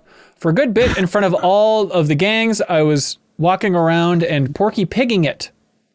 They still accept me for who I am, though, an inability to conform to social norms at all. So. Yeah, I actually found out that there's a weird thing where if you're constantly naked, you can't just have the dialogue prompt that says "That's all, folks" constantly. Is that right? And that's before, yeah, they refer to it as Credits were naked. wrong. You have to be a street kid to say "That's all, folks." Street pig. Damn it. Jared says, I need to express how much I hate the navigation system when you're driving. I must have missed my turn 100 times by now. The minimap is so zoomed in that you don't see the turn until you're almost past it. How is GPS in 2077 worse than it is in 2010? The most frustrating part is that during the racing side missions, there's a system that gives indicators on the road telling you where to go, so the system's built into the game, but not even available as an option to use in the open world. Point Watch Dogs Legion. There it Those is. good paths on the road. I think the Mafia Definitive Edition also does something really cool where as you're driving, it'll like, when you ping something on the map, it'll show you like, oh yeah, turn right here. And it'll show up as like it's a weird overlay thing, but it'll show up as like the street sign telling it's like in world kind of like. They did that for Mafia 3. So I wonder if they just took that core system from Mafia 3. Yeah. Trevor They Corbin. need the wind. They need to do it with the Yes. wind. But the skyscrapers wind are like, blowing the street. Yeah, and Go you down can see the way. all the buildings sway in the wind whenever you do it. That's immersion, baby. Trevor Corbin also writes in and says the windshields in this game are too damn small. I don't know how everyone's driving, but I really want to drive in first person and admire the incredible detail that is put into the interior of the car and get that true immersion. But I can't see a damn thing out of that tiny windshield. Yeah, that's why motorcycles I think are like the top tier for ride and stuff. Yeah. Yeah, I think that makes sense. Danielle Van Pelt writes in and says, trans woman here, speaking on behalf of my experience with the game so far, around 70 hours. I came into the game hesitant with the Mix It Up Chromanticure ad already being part of marketing, which was very fetishizing of a trans woman. As I've progressed, It is constantly in the game. it is That ad all over the everywhere. place. Everywhere, Yeah. yeah. Yeah, I wonder, like, before it really blew up as a talking point, how much was in the game before, and if they dialed it up or dialed it down, but it is everywhere. Yeah. Anyways, Danielle says, as I've progressed through the game, I feel comfortable saying that CD Projekt Red completely dropped the ball on providing a progressive experience in regards to gender and sexuality. There is one trans character, Claire. You find out about this after one of her driving missions. It's a weirdly tossed into a conversation thing about her husband, and it seemed really forced. There are also trans flags on her truck. There is nothing that is gross about her representation. However, she feels as though they just kind of checked the box over at CD Projekt Red. Thanks for that perspective, Danielle. Riley also wrote in, and Riley says, regarding the trans representation, I am trans masculine, and I don't know if I'm jaded from being a fervent fan of the cyberpunk genre and used to reading, watching all sorts of body combinations, but I'm not seeing anything that makes me feel they're misrepresenting trans individuals in the game. There's the ad that fetishizes a visually female presenting person with male genitalia, but it seems like there's equality in the sexuality leaning ads all around. I don't know if that is good or bad. It does fit the theme and text of the world Pondsmith created. Whether that fits with where we are in modern day mentality? I'm not sure. I do wish pronouns were separate from voice and that there were non-binary and or intersex options to be fully inclusive, as is the Cyberpunk game itself. I'm not sure why I don't feel as offended by the ad as everyone else was. I guess in my opinion, it doesn't seem like it's a forced sexualization or a bad joke. It seems like this character did a photo shoot for this ad, as did the woman in Milfgard or the guy in Watson Whore. I hope I'm not lambasted for shrugging the ad off, and I do not feel the need for anyone else to see my perspective. If it is universally disliked, then it clearly was done incorrectly. That is only my perspective. I have not come across any outwardly trans characters in the universe, though, although I am basically playing one myself. That's interesting. Yeah, I'm curious what you think of that character of Claire then, who I also haven't encountered yet. But thanks for writing in, Riley. Yeah. Nick Wright says, I feel like the physical motions of the characters are too stiff and don't reflect what the voice actors are trying to sell. It happens throughout, but a standout for me was Panam yelling at Saul. The voice acting was great, but it didn't match her body motions at all. It really takes me back 20 years when mocap wasn't used in a game or poorly implemented. Maybe I'm spoiled by Spider-Man and The Last of Us, but heck, even Call of Duty Cold War's conversation looks much more natural. It only depresses me because it deflates what should be some of the most standout moments. Also, I really enjoyed the sexy time with Pan Am and the hover tank. It was literally perfect for the gearhead of a character. Has anybody noticed stiff animation here? I feel like that to me has been the norm, except for like Johnny Silverhand's. And I always felt when he's on screen, it just feels like they maybe put a little bit more time into him. But I also wonder if that's just not because he's wearing sunglasses, so you can't really like his eyes don't seem dead because you can't see them literally. So like all the other characters, it just feels like okay, they'll talk to you and like they'll.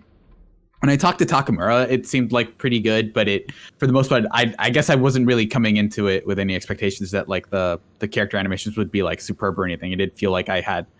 Like they look stiff, but it's like it's about what I would expect from an open world game of this scale. Yeah, when my wife was watching me play it, she specifically told me to let her know when Keanu Reeves was in it because I told her that she was in it, and she watched it for like 30 seconds and she was like, "Why doesn't this game look good like the other ones you've been playing?" It's like, well, like it's linear versus open world, and there's a lot more systems going on, but I'm still myself comparing it to like Bethesda games in my mind, I guess. So yeah, I wasn't expecting mind blowing. Like right. the animation's pretty good compared to other open world games. Well, for the low bar, I feel like I have it vastly impressed me. Yeah, it's weird because like. I like the way the city looks, and you see kind of when you can have that really far reach and like you see down blocks or like have these expansive vistas. I think the game does like all the lighting and stuff that they're doing. I think is really impressive, and like the cityscapes I think look really nice. But I think with the moment you zoom in on any individual element, you kind of start seeing a lot of like really rough shadows or like really like not super very well made like textures and stuff, or like low res. I don't want to say like poorly made, but like yeah, it feels like the picture as a whole is really nice, but you look at anything too deeply and you're gonna see all these like rough edges. Right, yeah, like the crowd density, like on PC with crowd density to high, it feels like the biggest crowds I've seen in a game since Dead Rising 4. Just like hundreds of people on the street looking both ways, just like feels very real, like you're really like in Chicago or something level of density. But then yeah, of course, when you try to watch them go up the stairs, they're not all gonna nail that. please look away, V, look away. Can't walk upstairs. Yeah, and you all should try zooming in on Keanu Reeves' armpit hair at some point, because it is like Linus's hair in an armpit. It is just ridiculous, drawn on with a Sharpie marker. True. He gave me a big stretch where he showed them both off, and I did some of that awooga eyes, eyes going forward and back. That's what it was like. Jordan Edmond really is the main person to write it about tech stuff, which is interesting, saying, anybody else think the last gen performance controversy is overblown? I'm playing on base PS4, and it doesn't look as nice and it crashes, but I'm still enjoying the content of the game. Games like Skyrim and Fallout were a buggy mess, but you didn't see them get pulled from digital stores or mass refunds offered. I'm just happy to finally have the game in my hands. Maybe everybody else is just tired of writing about bugs after last week, and also maybe because the Deepest Dive is kind of curating the fans of the game that want to keep up with it, but it is interesting that Jordan's just like, it's fine. Also, did the hotfixes do anything? Do we know? I feel like they made PC slightly buggier. Oh, really? You think so? Yeah, I noticed more bugs this week, but maybe that's just because I was doing more open world stuff for sure. Yeah. I think the last one that they put out was specifically to make save files not corrupt if they're larger than 8 megabytes. Yeah, which is nice.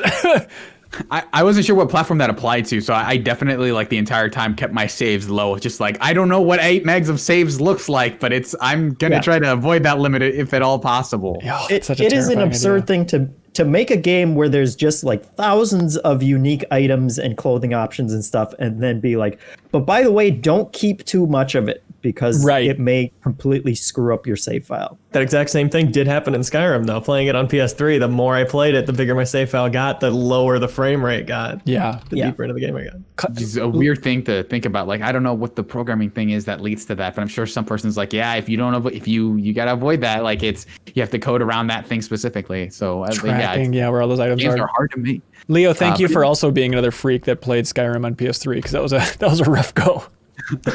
We got to stick together. But I think I also had that weird bug where like, I wouldn't say they were growing out of the ground, but like trees would just have priority over everything. So like anytime you turned and like were looking towards like the desert and stuff, you'd see all the trees that were in the desert, like regardless of how big they were. Yeah. So it's like you'd look down a street and like clipping through a building were a bunch of trees that like I assumed if like there were nothing in its way, you would see that tree. So they would just be always at the forefront of my memory until there was like a driver update, like I think a couple weeks ago. I had this weird bug in every other game I played too, where the trees were also growing out of the ground. I don't know. Oh, it's really weird. Are you playing Stardew Valley? Though, yeah.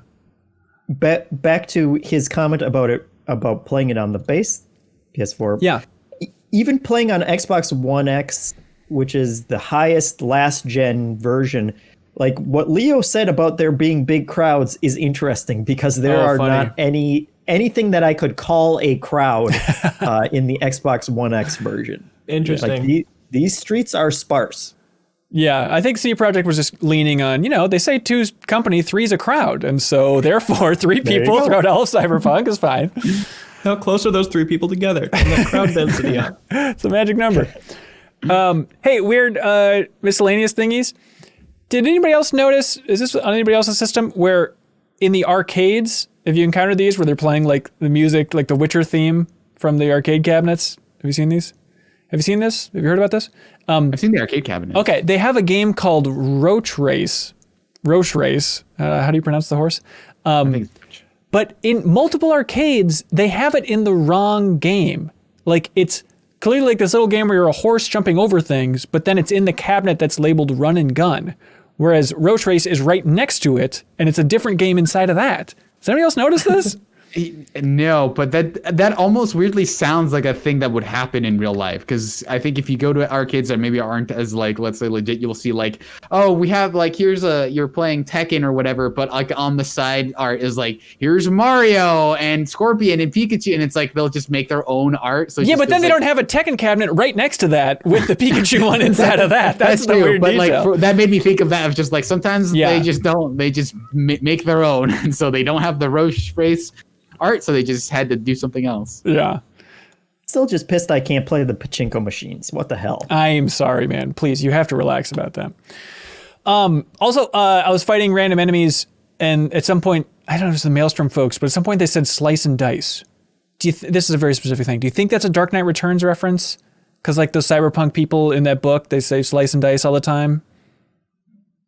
I mean, I haven't seen that movie, but I've heard the term slice and dice. I don't think it's like specific to that movie. I feel like I've heard it before. But like the book, like the graphic novel. But I don't know, those are weird outliers. But please let me know if there's an original origin of slice and dice in a big way before like infomercials. But like a cyberpunk character saying slice and dice, that feels so Dark Knight Returns. But anyways.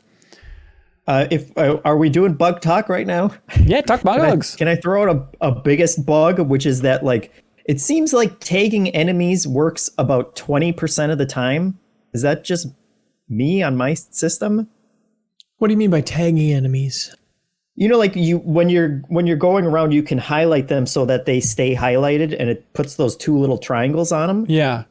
Like, I don't know how that system is trying to figure out when you're tagging people, because it it, like I said, it works about 20% of the time, and then sometimes it will they'll still stay highlighted, but it won't put the triangles on them. I've come to realize, and it's just like the most frustrating constant bug that I've come across. Lots of times the quick hacks don't pop up.